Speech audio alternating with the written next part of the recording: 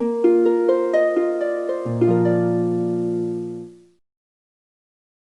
pessoal, tudo bem com vocês? Vamos para mais uma aula de História.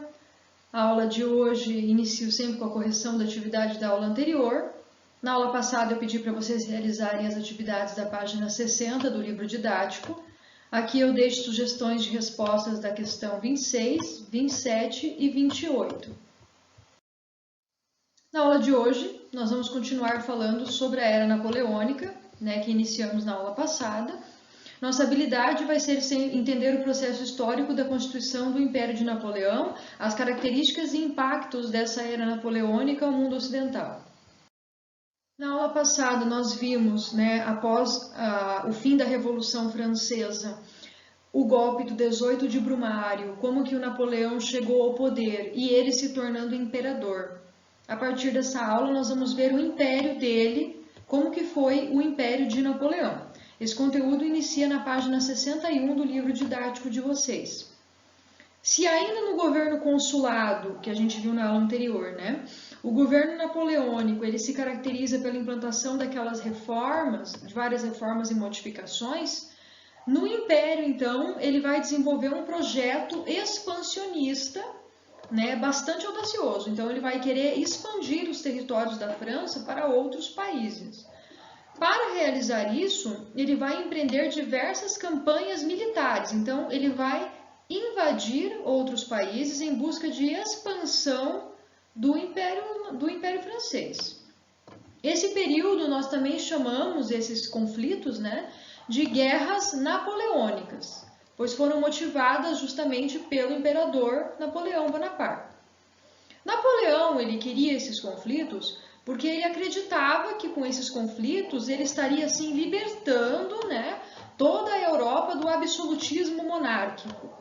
Lembrando que a França tinha passado pela Revolução Francesa, não era mais absolutista nem monárquica, mas havia vários outros países que ainda eram monárquicos e ele dizia que ia libertar esses países. Então ele chamava de guerras libertadoras. Nessas disputas, ele vai então atacar diversos estados, como a Rússia, a Áustria e a Prússia.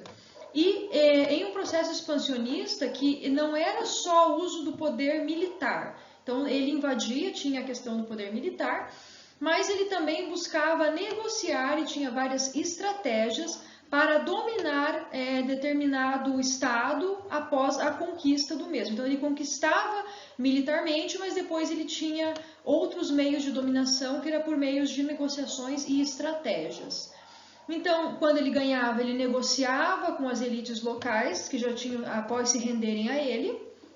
Ele mantinha os territórios que ele conquistou como estados livres, então ele dizia que os estados que ele conquistou seriam livres agora, da monarquia do absolutismo, mas não eram tão livres assim, não eram na verdade, porque ele deixava familiares, familiares dele, pessoais, comandando o local conquistado. Então, ele prometia uma liberdade, mas na verdade estava sob o controle dele.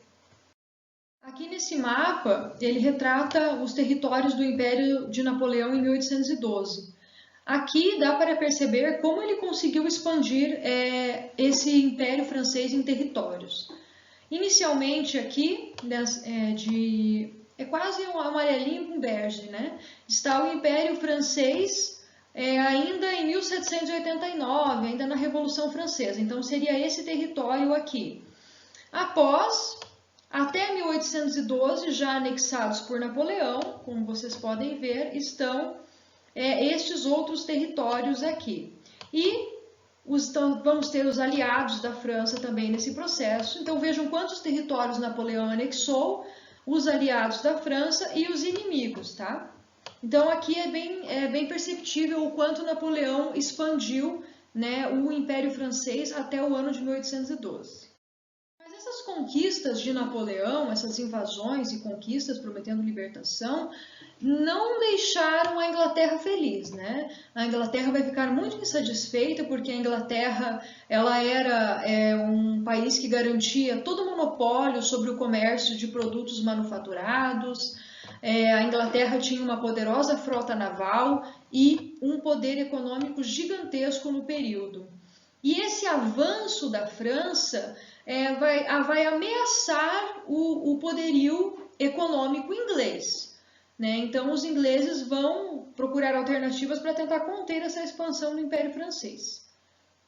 Napoleão vai tentar invadir a Inglaterra, né, em 1805, mas ele vai ser derrotado pelos ingleses na Batalha de Trafalgar. Quando ele percebeu que derrotar os ingleses militarmente era muito difícil, ele vai tentar outra coisa. Ele vai tentar combater os ingleses por meio da economia, que era, né, digamos assim, a sustentação do que era a Inglaterra. Para isso, então, ele vai decretar um bloqueio, o bloqueio continental.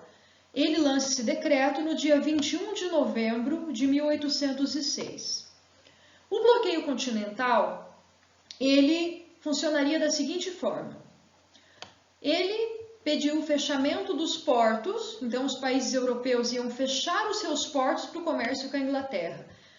Então, assim, a Inglaterra ela era a maior potência industrial da época e o Napoleão pede que os países europeus, ele lança um decreto dos países europeus sobre o Império, não realizarem comércio com a Inglaterra marítimo, no caso, fechamento de portos.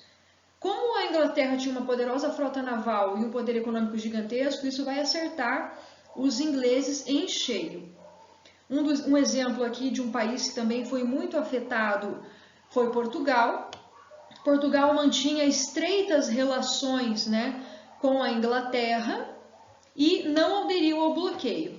É interessante destacar também que essa ideia do Napoleão era uma tentativa de sufocar então a Inglaterra para favorecer a indústria francesa e os produtos manufaturados nacionais, né? Então ele queria favorecer os produtos franceses e sufocando ao mesmo tempo economicamente a Inglaterra.